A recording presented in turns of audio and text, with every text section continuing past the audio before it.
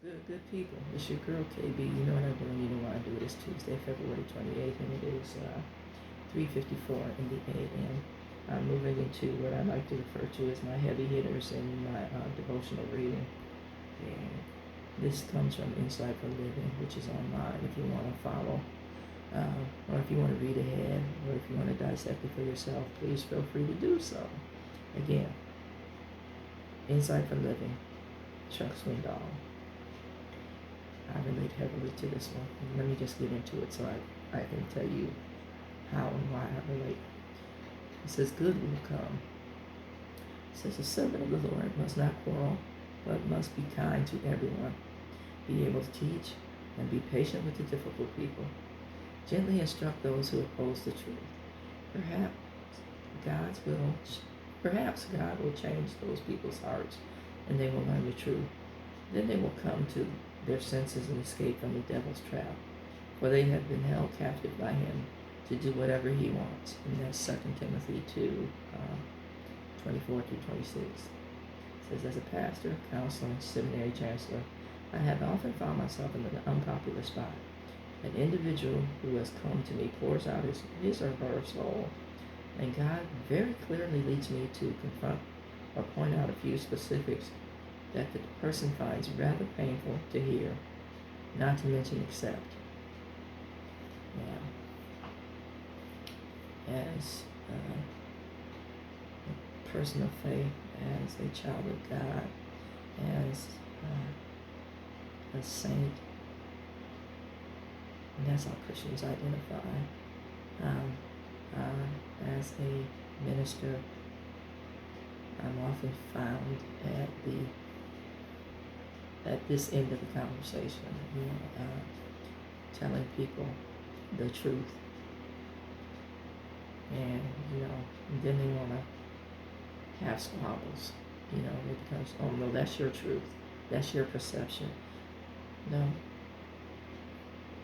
that's taken from the word. It may be my perception, but you wouldn't be angry if I did not strike a nerve. And that's happened on too many occasions. I like to refer to it as like in my counselor position as having your cover snatched on a cold day. Why do we have to dance around this lie or this bad behavior? Let's just call it what it is and deal with it. I don't like cutesy names and euphemisms for things. Call it what it is. Call the thing a thing. If you're addressing a demon or a demonic spirit, you're not going to, hey, boo-boo. You're not going to do that.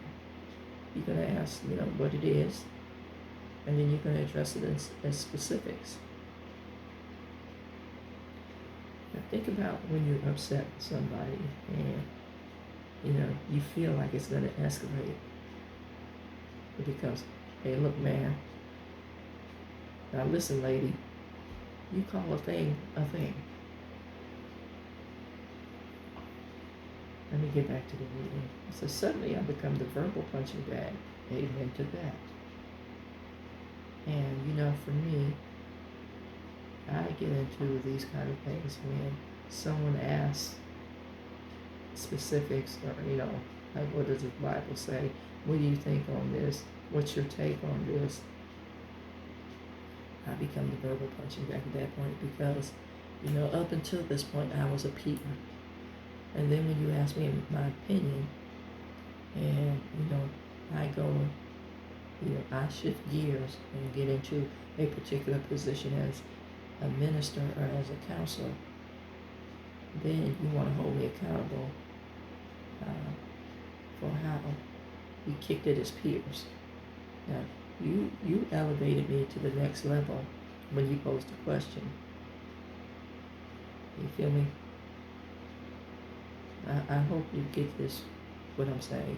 It's like I'm consistent across the board. I'm your friend, and we can kiki and cupcake.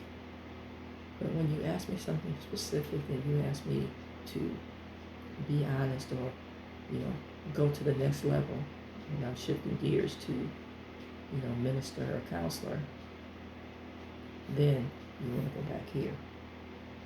You want to downshift.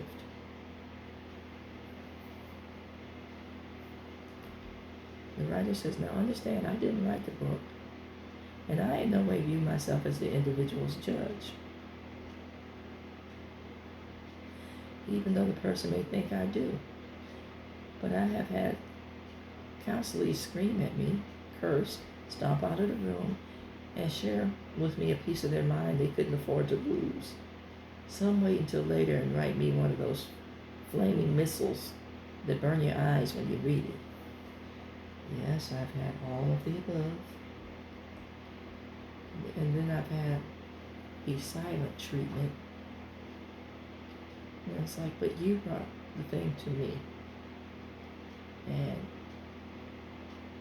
you expected me not to comment on something that you brought to me? Or you expected me not to say anything about something you laid at my doorstep without saying anything? If I know it was you, I'm going to call you and hold you accountable. Let me get back to this reading. It says, and what did I do to deserve the treatment? I told the truth. I simply carried the message as tactfully and well-timed as possible. But it was rejected, at least for a while. Now, I can say I'm not always tactful. That I can take accountability for. But the payoff comes later when the person realizes the truth was told and I really had his or her good at heart. Amen to that. I suppose the moral of the story is this: being God's servant may not be very pleasant, but when you do and say what is right, unpopular though it may be, good will come.